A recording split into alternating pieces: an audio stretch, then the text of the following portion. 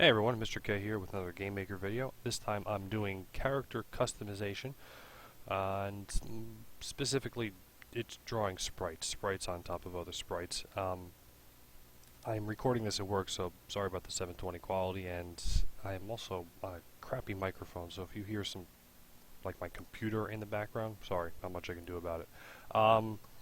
First things first, let's show off what we have going here. Get my mouse out of the way. A little bit of movement, but the main feature here is hats. Who doesn't like hats in video games, right? And the hats stay with your character no matter what you're doing, no matter what you're moving, how you're moving. And I can turn them off too. But since the focus is character customization and we're drawing sprites on sprites, I figured, let's show off some hats. So what we'll do is we'll go into the what I have set up here and how this is done. It's pretty simple, but it's it's a bit weird, especially if you're brand new to drawing sprites, and we'll talk about what that means in a second.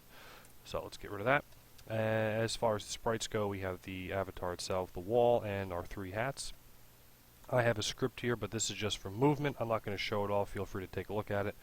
It's heavily borrowed from Sean Spaulding's video on platformer stuff, but tweaked a little bit. Just because I was trying to do it off the top of my head and see if I can come up with different solutions for some things.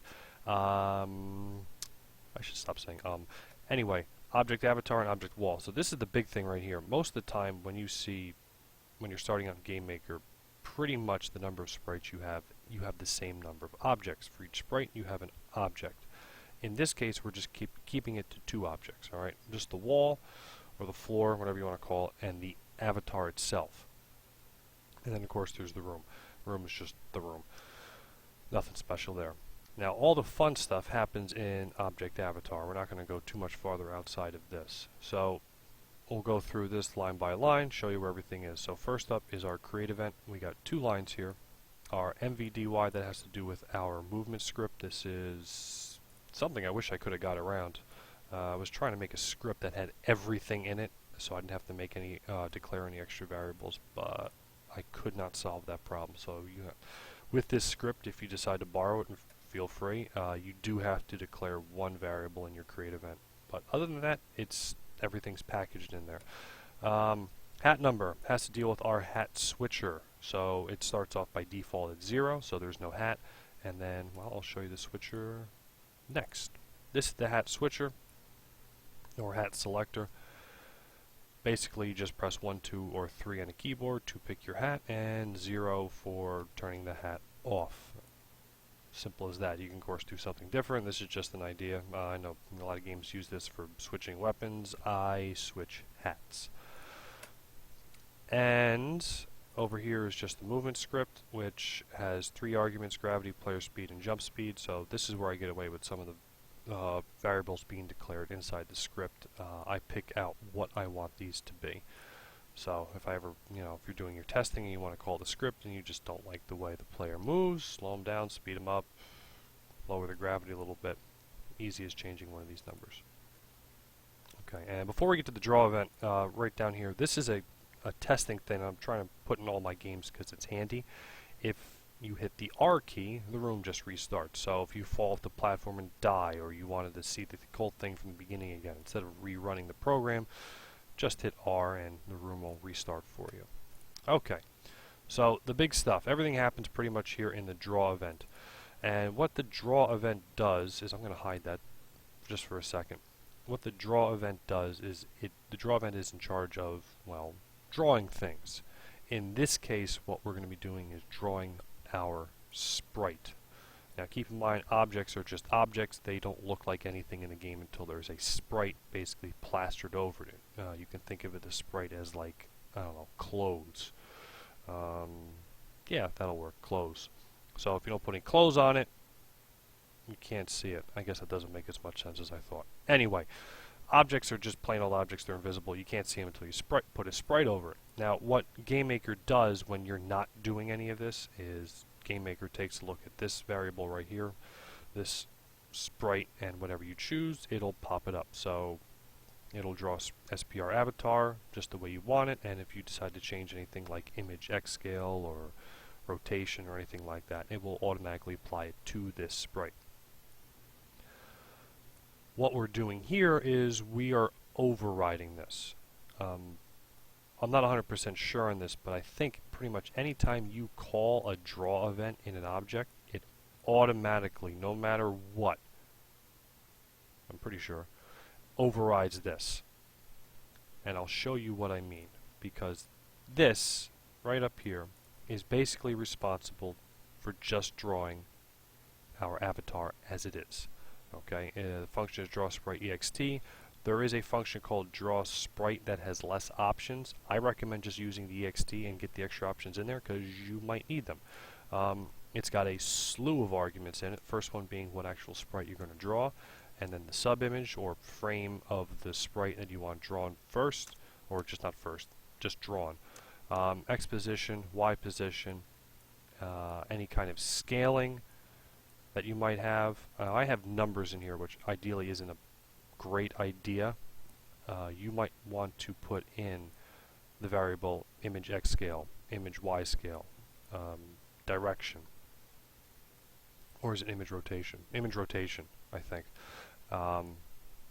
Just because if you end up changing those in the game, you want them reflected when you're drawing it. I have hard numbers in here, which means they're never going to change. And same thing with the subimage. You might want to put in image index. This is looking at it kind of sloppy. But anyway, where was I? The different arguments. So X position, Y position, scaling, rotation, and you can see them down here if you didn't know that.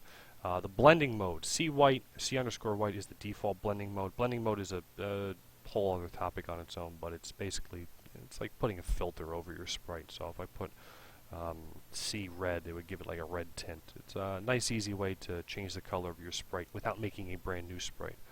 And this last one here is the alpha. Basically how transparent the object is. 0 is completely invisible and 1 is completely opaque. Yeah, I think that's the right word, which means it has no transparency whatsoever. So you might be wondering, well, why the heck am I drawing my own sprite? I'll show you. Comment it out and run the game. Not there. That's because whenever the draw event is called, this whole thing over here is overridden. You cannot see it. It's saying that, oh, you want to take control of the drawing? Fine, have at it. Well, we're not going to do anything for you then. So whenever GameMaker sees this draw event, you need to make sure you're very specific about what you want drawn. Everything.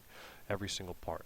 So this needs to be in here because, well, we need our avatar, and it's not going to do it for us anymore. Okay. Now the last part here is where we're drawing the actual hat, and set up that if hat number isn't equal to 0, it will go ahead and draw the hat for us. So anytime I hit 1, 2, or 3, hat number will change to SBR hat 1 or 2 or 3, and then it will go ahead and draw it. Okay. The function is identical to what is up here. I just have slightly different arguments. So here, instead of an actual sprite name, I'm putting the variable that is storing the sprite name. One word of warning here: don't use strings. Despite the fact that this variable looks like it's referencing a word, it's not. This is treated like a number.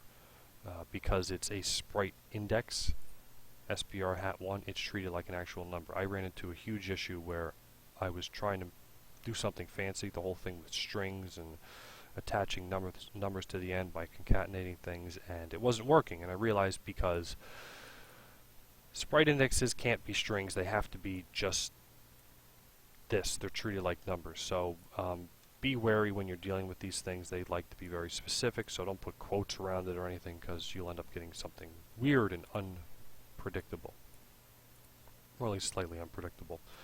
So the hat number pulls up the sprite index that we call, and everything else is pretty much the same. The only thing that's different is this, the y minus 24.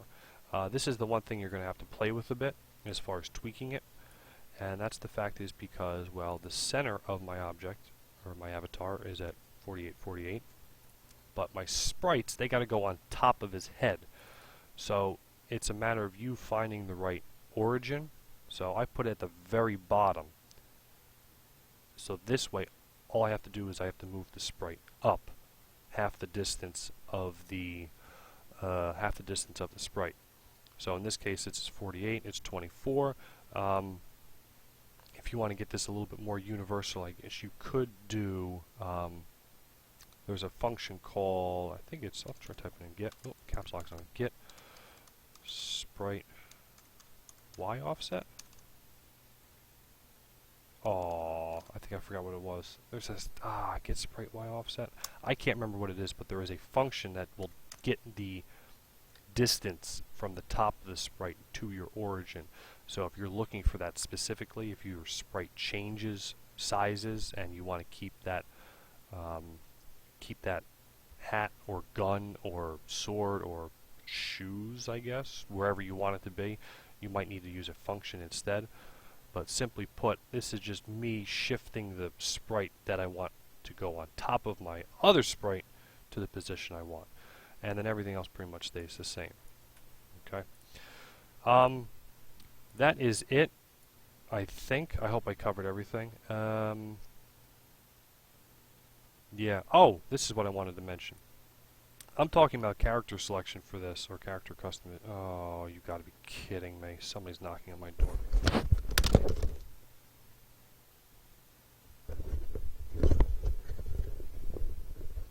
Yay, I get to do editing now, which makes this upload process 10 times longer.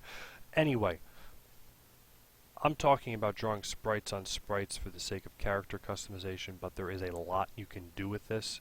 For instance, if you know the game Hotline Miami, and I did a video on it where I showed off the movement and how exactly that's done in the game itself, one of the things I pointed out is that the character is made by two different sprites, and his legs are one sprite and his upper body is a completely separate sprite. So this way you get that sense of walking in any direction you want, but also facing any direction you want as well. So you can be walking backwards while facing forwards, walking left while facing backwards, you know, whatever you want.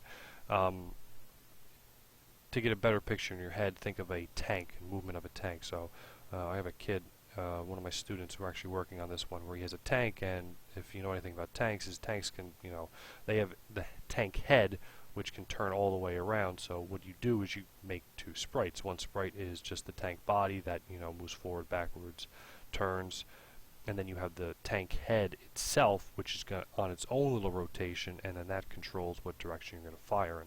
So if you have anything complicated like that with your character, you want to be drawing multiple sprites. And same thing with weapons. For one of the, you could, in theory, I guess, make completely new sprites that house your character and its weapons, but it might be easier, I'm thinking, to just make weapons for make sprites for all your weapons and just slap them on top of your avatar sprite. Just an idea. I have not tested it out, but anyway, that's it. I think that's everything I wanted to cover. I'll have the project in the description as usual, and bye.